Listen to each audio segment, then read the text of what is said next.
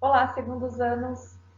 Nesta aula de correção de exercícios, nós faremos novamente alguns exercícios que foram disponibilizados para vocês, no plural, na aula de narrador e focalização, a fim de que vocês revejam se acertaram ou não, que vocês esclareçam algumas dúvidas, ok? Então vamos lá? Questão número 1. Considere o texto. O incidente que vai narrar é de que Antares foi teatro na sexta-feira, 13 de dezembro do ano de 1963. Tornou essa localidade conhecida e, de certo modo, famosa da noite para o dia.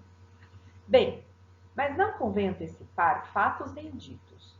Melhor será contar primeiro, de maneira tão sucinta e imparcial quanto possível, a história de Antares e seus habitantes, para que se possa ter uma ideia mais clara do palco, do cenário e principalmente dos personagens principais, bem como das comparsárias desse drama, talvez inédito nos anais da espécie humana.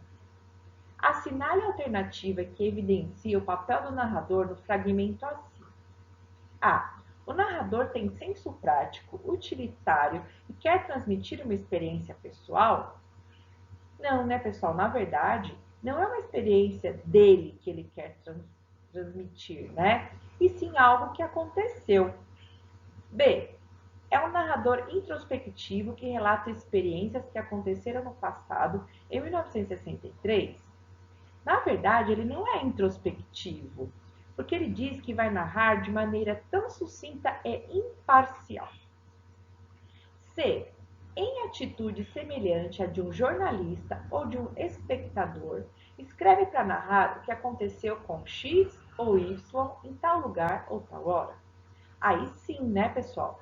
Porque ele narra como um jornalista o que aconteceu com Antares e seus X, né? E seus habitantes, que seria Y. E a D não seria por quê? Fala de maneira exemplar ao leitor porque considera a sua visão a mais correta. Aí já não. Como ele disse, ele não expõe a sua opinião, né? Mas sim ele narra de forma sucinta e imparcial. Então a resposta correta mesmo é a C. Questão 2. A menina corajosa. Essa história aconteceu com a minha bisavó paterna e foi contada pela filha dela, que é minha avó. Quando criança, minha bisavó morava num sítio. Seu pai sustentava a família na roça. Todos os dias, ela ia levar comida para o pai no roçado, um lugar longe de casa. Sua cachorrinha sempre ia com ela. Um dia, quando levava a marmita para o pai, andando bem tranquila pela trilheira, num lugar onde a mata era fechada, viu que a cachorrinha começou a choramingar e a se enrolar nas suas próprias pernas. A menina percebeu que alguma coisa estranha estava acontecendo. Olhou para os lados e viu uma onça bem grande, com o bote armado, a ponto de pular do capinzeiro em cima dela. No que viu a onça, a menina ficou encarando a danada, pouco a pouco, sempre olhando para o bicho. Ela foi se afastando para trás sem se virar. Quando pegou uma boa distância, a menina correu em disparada até se sentir segura. Quando chegou em casa, estava sem voz. Depois de muito tempo é que conseguiu falar. Os homens da fazenda pegaram as armas e foram procurar a onça, mas não a encontraram.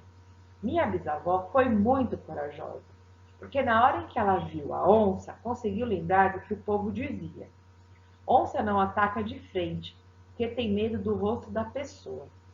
Quem quiser se ver livre dela, basta encarar a danada e não lhe dar as costas.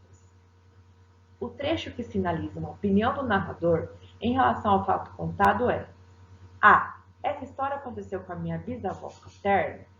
Na verdade, pessoal, essa não é opinião, é só uma informação do autor de com quem que aconteceu a história. B. Quando criança, minha bisavó morava num sítio.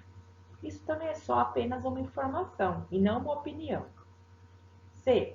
Todos os dias, tananá, um lugar longe de casa. Também é só uma informação de lugar.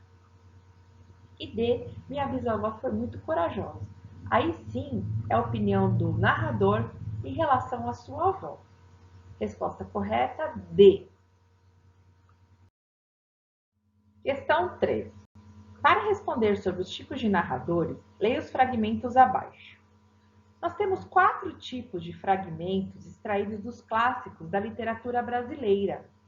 Eu destaquei em vermelho algumas dicas para que nós já conseguíssemos detectar qual que é o tipo de narrador que está falando em cada fragmento, para agilizar um pouco essa questão que é bem extensa.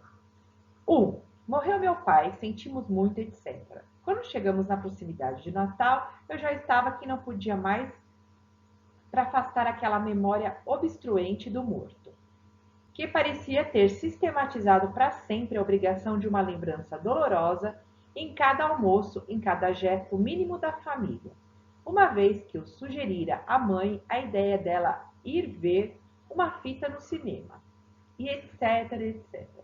É um fragmento do conto Peru de Natal de Mário de Andrade. 2. Ali pelas 11 horas da manhã, o velho Joaquim Prestes chegou no pesqueiro, embora fizesse força em se mostrar amável por causa da visita convidada para a pescaria. Vinha mal-humorado daquelas 5 léguas, cabritando nas estradas péssimas. Aliás, o fazendeiro era de pouco riso mesmo, já endurecido pelos 75 anos que o mumificavam naquele esqueleto agudo e taciturno. Fragmento do O Poço de Mário de Andrade. No fragmento 3. Nesse momento, a viúva descruzava as mãos e fazia gesto de ir embora. Primeiramente, espairou-nos os olhos, como a ver se estava só. Talvez quisesse beijar a sepultura, o próprio nome do marido, mas havia gente perto. Sem contar 2 coveiros que levavam um regador e uma enxada. Iam falando de um enterro daquela manhã.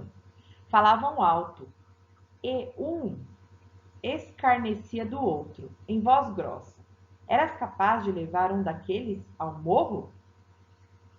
Só se fosse 4 como tu. Fragmento do livro Memorial de Aires, de Machado de Assis. O quarto diz: era sempre inútil ter sido feliz ou infeliz, e mesmo ter amado. Nenhuma felicidade ou infelicidade tinha sido tão forte que tivesse transformados os elementos de sua matéria, dando-lhe um caminho único, como deve ser o verdadeiro caminho. Continuo sempre me inaugurando, abrindo e fechando círculos de vida, jogando-os de lado murchos, cheios de passado, porque tão independentes, porque não se fundem num só bloco, servindo-me de lastros, é que são demasiados integrais. Os narradores classificam respectivamente em. Então, pessoal, para resumir um pouco, né, que essa questão ela é bem complexa e grande, a resposta seria a E. Por quê?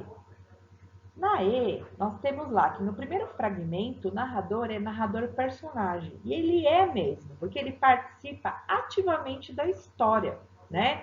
Sobre o Peru de Natal. No segundo fragmento, nós temos um narrador onisciente, porque ele narra e diz sobre os pensamentos e sentimentos do Joaquim, né? Como ele se sente, né, aos 70 e poucos anos.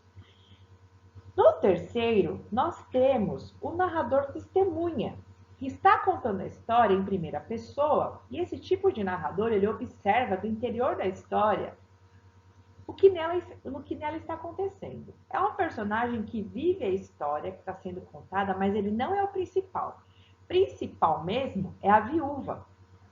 E no quarto, né, nós temos que tipo de narrador?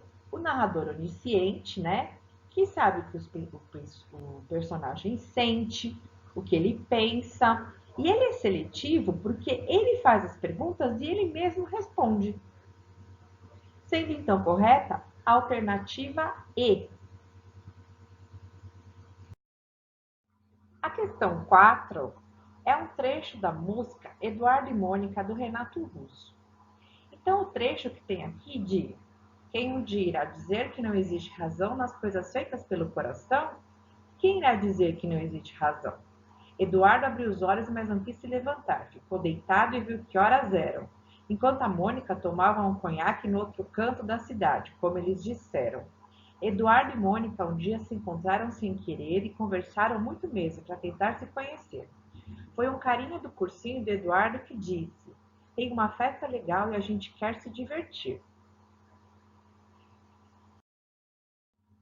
Sobre o tipo de narrador presente na música Eduardo e Mônica, é correto afirmar que se trata de um. Então, pessoal, também para resumir um pouco essa questão, que é um pouco extensa, o narrador é personagem, pois além de narrar os fatos verídicos ou não, né, nessa historinha aí, ele faz parte da história contada, ele é o próprio Eduardo. Sendo assim, né, ele é o personagem e esse tipo de personagem ele apresenta uma visão limitada dos fatos, porque ele está narrando, né, o seu ponto de vista. Inclusive, para quem conhece a música, depois que ele fala da festa, ele fala: festa estranha, tão gente esquisita, eu não tô legal. Então, ele está nessa festa, ele está participando da história. Ele não é testemunha, ele não é onisciente nem observador. É personagem mesmo. Ok? Questão A. Questão 5 é da FUVEST.